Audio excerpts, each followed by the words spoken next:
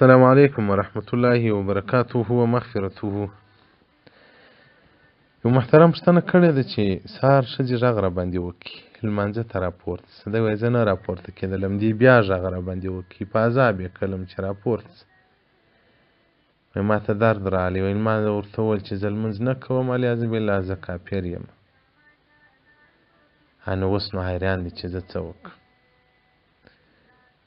محترمه خلک داسې ښځې پیدا کولی نه شي چې هغه د دین دوسته وي، دینداره دي، سهار دې پر خاوند باندې غږ کړي. تا ته الله داسې ښځه درکړې ده چې هغه دې د الله عبادت ته راویښوي او ته بیا دې ته هم ښکنځل کوي او د کفر الفاظ هم تر خوله راباسي. نو محترمه که دې په دغه وخت کې دا کفر تر سترګو ښه ایسېدلی چې زه کافر کېږم، په کفر کې خو لمونځ نشته، بس زه ته رسه ولاړه شم، نو کافر یې کافر. دغه ښځه در باندې حرامه ده. نوی ایمان به راوړې، د ښځې سره به تجدید د نکاح کوې، بدبخته.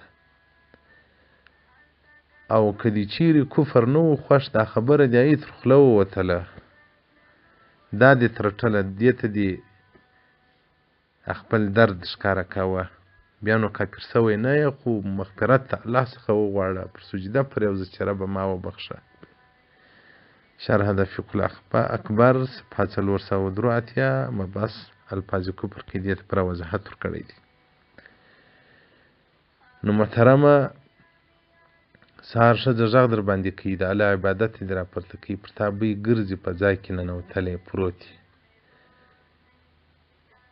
نو ټوله شپه دې پر فیسبوک په یوټیوب تېره کړې ده. نو که اوس ته د ماښام لمانځه وروسته په اوداسه پرېوتلی وای، بیا به سهار تا پر خپلې ښځې غږ کاوه. زه دې ته وایم همدا زموږ ښځې به جنت ته ولاړې شي، موږ به دغسې د دوزخ پر غاړه باندې ګرځو، ورټېله به مو کې ملایکې دوزخ ته. خوارانې د کور خدمت کوي، ماښام ښه ځای در واچوي، اوبه سر ته درته کښېږدي، د شپې که دې پر سر درد و دا درته راپورته کېږي، ګولۍ هم درکوي. که د ماشوم و د بچي نارې وي، هغه ته هم راپورته کېږي، خو سهار بیا پر تا باندې غږ کوي، لالا باندې بوی ګرځي، په توسو په شړۍ کې پټ دی، په تلکه کې پټ دی، نه راپورته کېږي لمانځه ته. بدبخته که دغه معاینه دې نه وای، نو خو باره ټول ژوند به په بېدیني کې در باندې تېر سوی، خو سهار به لمر تود کړی وی، بیا به راکښېنستې. د دې معاینو د دې شکر ادا کړي. نو دا خو دې ته هم ښکنځل کړي. یو مقتدی و زما دا چې کشر زما نو زما سره مجلس کاوه، بل وخت یې ما ته وویل چې معاینه مې سهار لمانځه ته راپورته کوي، بل ورځ یې اوبه راباندې وشیندلې، ما وویله. نو بیا ما یې څه نصیحت ورته وکړي، ما ولې دومره ظلم کوي، ته باید الله ته سجده وکړي چې الحمدلله ما ته داسې معاینه راکړې ده چې زه بېدینه یم، دا دینداره ده، په دینداري باندې مې ورسره مخته کوي. ته خو مال یې بېدینه، خو د دنیا زویه، ټوله ورځ دنیا ګټې، ماښام راسې باره لکه حیوان پرېوځې، سهار لمونځ درڅخه ځه. او خو یو نیکه ښځه ده، د الله جل جلاله له عذابه دې ګوري، له دوزخه دې ګوري.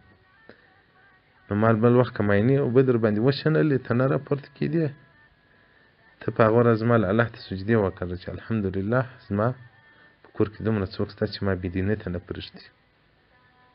نو که دې ښځې ته ښکنځل کړي دي، ورشه معافي ځینې وغواړه. زموږ پښتانه خو د ښځې په معافي شرمېږي، په دوزخ نه شرمېږي. د هغو ښځو بلا در وګرځېږي. دینداره دي، دا زموږ د جامع ښځې دینداره دي، نارینه مو بېدینه سول. تاسو په دا کورو کې فکر وکړئ، وختي به سهار ښځې راپورته کېږي، او بیا به سهار د کور خدمت کوي، نارینه به بیا په خونه ننوځي، بېدېږي به. نو که دې ښځې ته ښکنځل کړي، له هغه څخه معافي وغواړه، په آینده کې داسې خبرې تر خوله مه راباسه، بیا به دې نکاح هم خرابه سوي، بیا عادتونه به دې هم له لاسه تللي. والسلام علیکم ورحمة الله وبرکاته.